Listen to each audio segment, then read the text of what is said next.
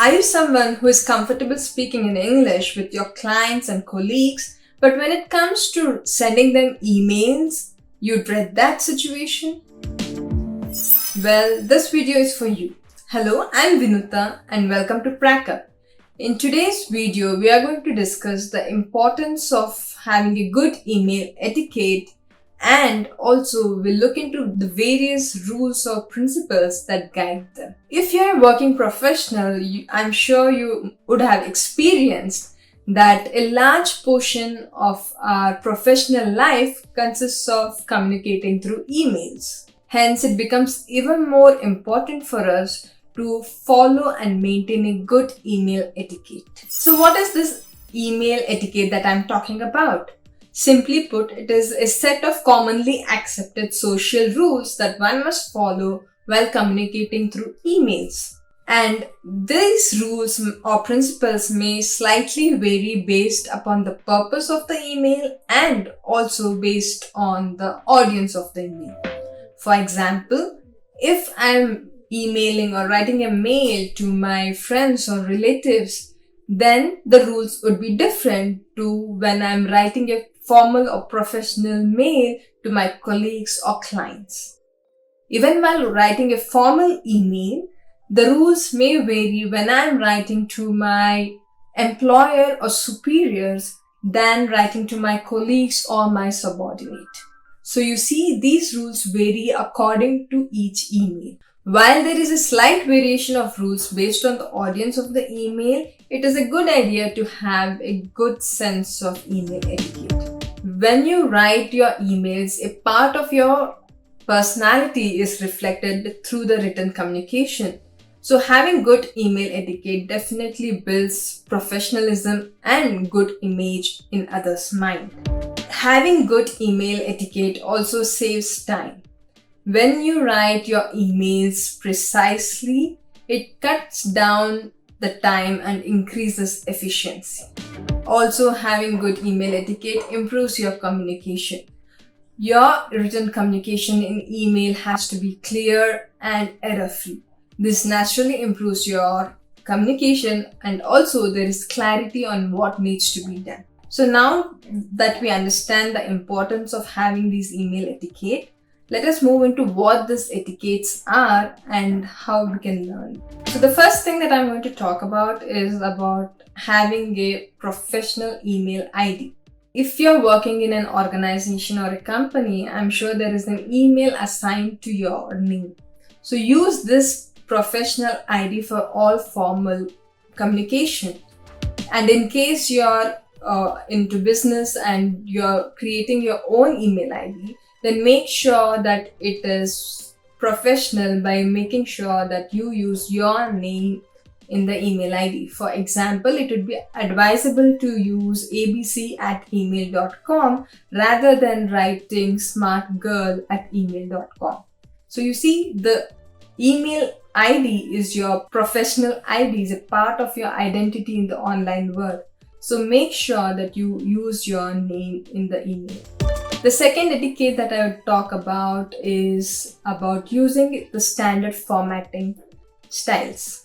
The format of the email, the font size, the color, all depends largely upon the context of the email that you're sending. In case of a professional setup or formal emails, it is always recommended to use black as your default color, and the text should be in the Arial or Times New Roman format. This helps your email to look more professional, and this is generally the accepted formatting style in the professional or formal world. The next thing that I'm going to talk about is the tone of your email. This is nothing but when we read your email, how does the email sound? So this is the most important etiquette that one should learn. The tone of your email should always be respectful, professional, and polite. Please use positive words and minimize using negative words in your email. Also, avoid using humor or sarcasm, because in the written form, you're not sure whether the reader or the receiver will be able to interpret it in the context that you meant. So it is best to avoid humor and sarcasm, and even emojis can be avoided to a large extent. Also, when we are writing an email, please make sure that you are not responding to any email or reacting to any email in anger, but make sure you're writing it in a clear head without having any emotions attached to the mail. So make sure that the tone of your mail is professional, respectful, and polite. The next etiquette that I'm going to talk about is about sending attachments through email. So whenever we are sending attachment, that is sending a file through email, then it becomes important or mandatory that you mention the same in your email. Always mention what kind of file you are sending. In case it is a large file, please make sure that you compress it and also mention that to the reader in the email so that the receiver knows what he can expect through the mail. Also, double check the file that you're sending so that you're sending the correct file. Also, you make sure that you rename the file with the correct or relevant name rather than system generated name. This does save a lot of time for you and the reader or receiver as well. So the next etiquette is about proofreading your mail. It's always a good idea to proofread your email at least once before you hit the send button. Once you send an email, there's nothing you can do about it. So make sure that you always proofread it once and check for any grammatical or spelling errors. Spelling or grammatical errors is unavoidable if it happens occasionally, but if it is part of your regular communication, then it gives a very unprofessional look about you.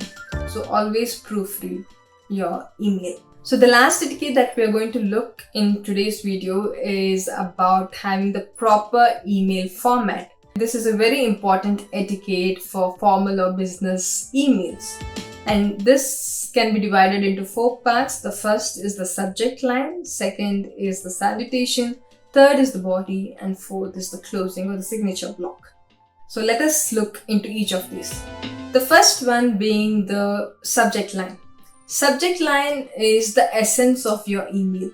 Make sure that it is not more than 10 words and it conveys what you're trying to tell in the email in one simple line. Make sure it is short and precise. The second one is the salutation.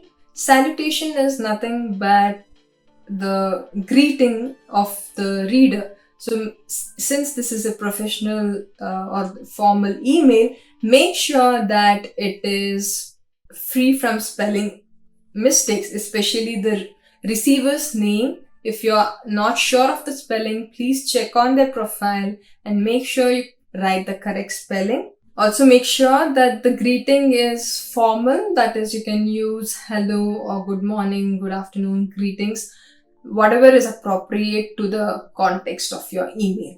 So make sure that you're using only formal salutations. Next comes the body. The body of the email is the whole message that you want to convey to your reader. So it is about the main message and one ask. Please make sure that this is concise, which helps reduce your time and also the reader's time. A research shows that formal letters or emails should be approximately 200 words or less, and hence make sure that your emails are to the point and avoid unnecessary talks.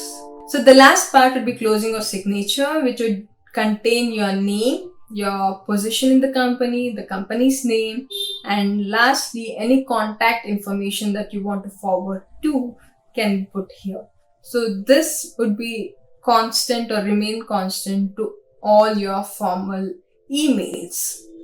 So this is the proper format for a formal email, which can be used for formal or business settings. So these are some of the email etiquettes at workplace. In case you want to know more about them or you need a personalized coaching on this, you can always look into PracUp for more details. Thank you so much for watching. Please do like, share and comment what you like best about this video. Thank you.